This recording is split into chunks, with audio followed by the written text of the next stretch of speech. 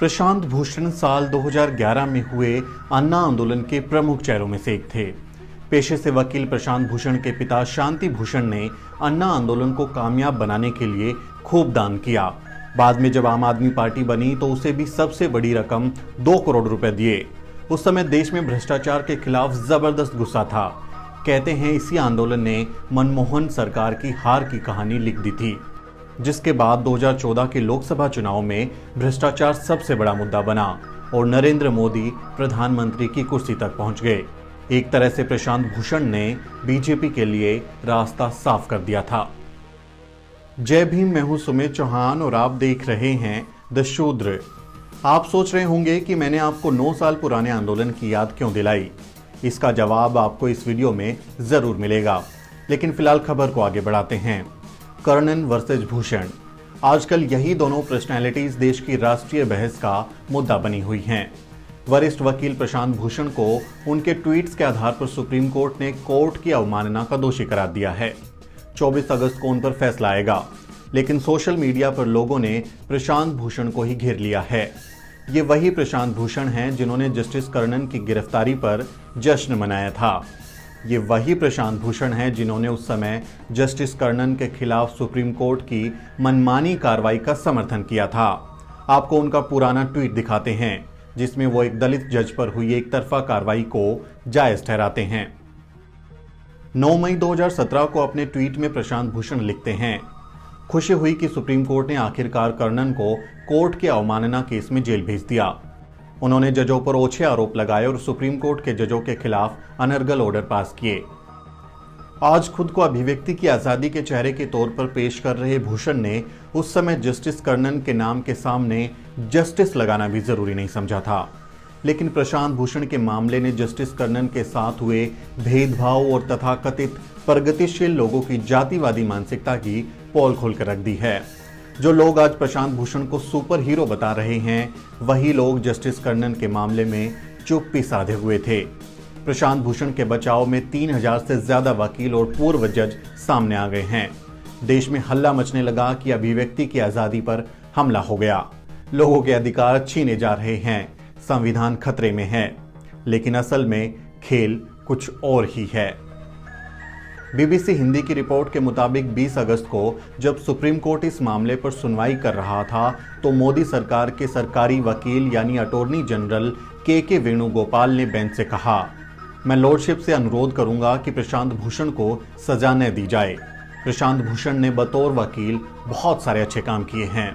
अब सवाल उठता है कि जो प्रशांत भूषण मोदी सरकार के खिलाफ विपक्ष की भूमिका में नजर आते हैं, उन्हीं प्रशांत भूषण को मोदी सरकार क्यों बचा रही है?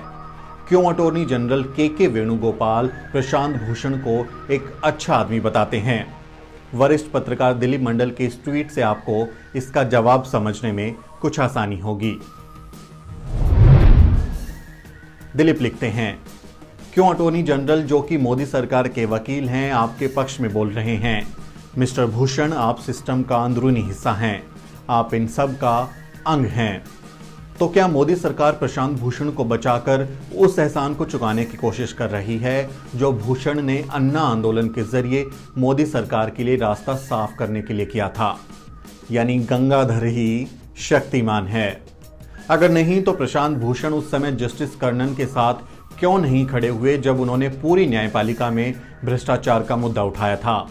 प्रशांत भूषण का दिल उस समय क्यों नहीं पसीजा जब जस्टिस कर्णन से उनकी सारी न्यायिक शक्तियां छीन ली गई थी और उन्हें जेल भेज दिया गया था? हालांकि प्रशांत भूषण ने इस बारे में फिर से एक जवाब दिया है। 21 अगस्त को एक ट्वीट के जरिए प्रशांत भूषण फिर से बताते हैं कि कैसे जस्टिस कर्णन को जेल भेजना सही था। वो लिखते हैं, कुछ लोग सवाल पूछ रहे हैं कि क्यों मैंने जस्टिस कर्णन की सजा का समर्थन किया था। कर्णन ने अनर्गल आरोपों के अलावा अपनी न्यायिक शक्तियों का गलत इस्तेमाल कर सुप्रीम कोर्ट के जजों को जेल भेजने का फैसला सुनाया था। वो न्यायपालिका के प्रशासन में दखल अंदाजी कर रहे थे। इस ट्वीट में नई बात यही है कि इस बार भूषण ने जस्टिस कर्णन के नाम के आगे जस्टिस लिखा है, बाकी उनका स्टैंड वही पुराने वाला है। जस्टिस कर्णन ने प्रधानमंत्री कार्यालय को एक सीलबंद लिफाफे में चिट्ठी भेजकर बताया था कि न्यायपालिका के कुछ जज भ्रष्ट हैं। उन्होंने एक तरह से विसल ब्लोअर का काम ही किया था, लेकिन पीएमओ ने वो चिट्ठी उन्हीं जजों के पास भेज दी जिनके ऊपर भ्रष्टाचार के आरोप लगाए गए थे। और फिर जो हुआ वो हम सब ने देखा। लेकिन यहाँ पॉइंट ये है कि प्रशांत भूषण पीएमओ पर सवाल नहीं उठाते, जिसने जस्टिस कर्णन की चिट्ठी आरोपियों को ही भेज दी थी, बल्कि वो यहाँ एक ऑर्गेनाइज तरीके से एक दलित जज को फंसाने को जायज ठहरा रहे हैं। लेकिन सुप्रीम कोर्ट के वकील नितिन मेश्राम ने प्रशांत भूषण के ताजा ट्वीट पर उन्हें घेरते हुए कुछ कानूनी और जरूरी सवाल पूछे हैं। नितिन मेश्राम ने एक के बाद एक कुल 13 ट्वीट्स के जरिए प्रशांत भूषण को कानूनी दलीलों से जवाब दिया। हम उसका सार आपको बताते हैं। वो पूछते हैं, किस कानून के तहत सुप्रीम कोर्ट हाई कोर्ट के जज की शक्तियां छीन सकता है? अगर ऐसी कोई मिसाल है तो क्या ये गैर कानूनी और असंवैधानिक नहीं है? जस्टिस कर्णन कोई पुलिस अफसर नहीं थे कि भ्रष्टाचारी जजों के खिलाफ जांच करते और सबूत इकट्ठे करते। जस्टिस कर्णन ने पीएमओ से शिकायत की थी, लेकिन पीएमओ ने उसी सुप्रीम कोर्ट को ही भेज दिया। क्या सुप्रीम कोर्ट कोई जांच करने वाली अथॉरिटी है? क्या ऐसे आरोप कोर्ट की अवमानना कानून 1971 के किसी भी प्रावधान के तहत कोर्ट की अवमानना के तहत आते हैं? प्रधानमंत्री को एक शिकायती पत्र भेजना कोई पब्लिकेशन नहीं है जो कोर्ट की अवमानना कानून 1971 के सेक्शन 2C के तहत अवमानना माना जाता हो। इसलिए जस्टिस कर्णन ने कोर्ट की अवमानना नहीं की थी। स्वतंत्र न्यायपालिका का मतलब स्वतंत्र हाई कोर्ट भी है, लेकिन संसद द्वारा हाई कोर्ट के जज पर महाभियोग चलाए बिना उसे हटाना क्या न्यायपालिका की स्वतंत्रता पर हमला नहीं था? क्योंकि सुप्रीम कोर्ट संवैधानिक मशीनरी पर फेल हो चुका था, हाई कोर्ट के जज के पास सुप्रीम कोर्ट के 7 जजों को रोकने के अलावा कोई रास्ता नहीं बचा था।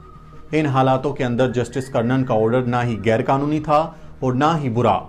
उन्हें मजबूरी में ये ऑर्डर पास करने पड़े। जस्टिस कर्णन ने बार बार कहा था कि वो जातिवाद का शिकार हुए हैं, उनके साथ जातिवाद किया जा रहा है। लेकिन प्रशांत भूषण ने जाति के सवाल पर एक शब्द नहीं बोला।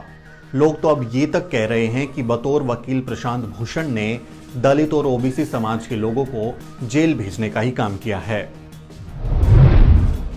दिलीप मंडल इस बारे में लिखते हैं, प्रशांत भूषण ने सुप्रीम कोर्ट में कहा कि 2G स्कैम सबसे बड़ा घोटाला है। इसमें दलित मंत्री ए राजा जेल चले गए, तमिलनाडु की ओबीसी सांसद कनिमोझी भी जेल चली गई, मनमोहन सरकार बदनाम हुई और मोदी सरकार सत्ता में आ गई।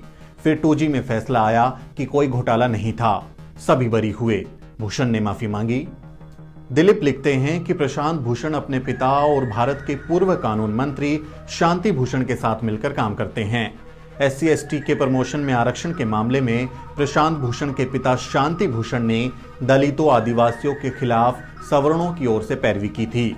यानी प्रशांत भूषण एक तरफ शक्तिमान की तरह सुपर हीरो बनकर संवैधानिक मूल्यों को बचाते हुए दिखते हैं और फिर दूसरी तरफ गंगाधर बनकर उसी सिस्टम का हिस्सा भी बन जाते हैं। अन्ना आंदोलन के जरिए नरेंद्र मोदी की मदद करने वाले प्रशांत भूषण की मदद अब मोदी सरकार कर रही है। यहां हम ये नहीं कह रहे कि प्रशांत भूषण पर हो रही कार्रवाई सही है। हम उनकी तरह सुप्रीम कोर्ट के फैसले पर खुशी भी जाहिर नहीं कर रहे।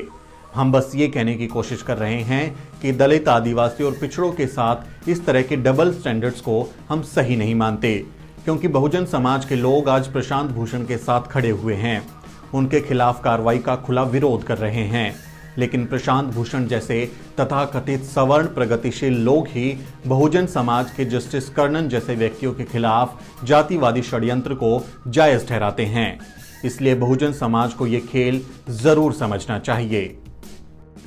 खैर, आपको ये वीडियो पसंद आया हो तो इसे अपने परिवार और दोस्तों के साथ शेयर करें।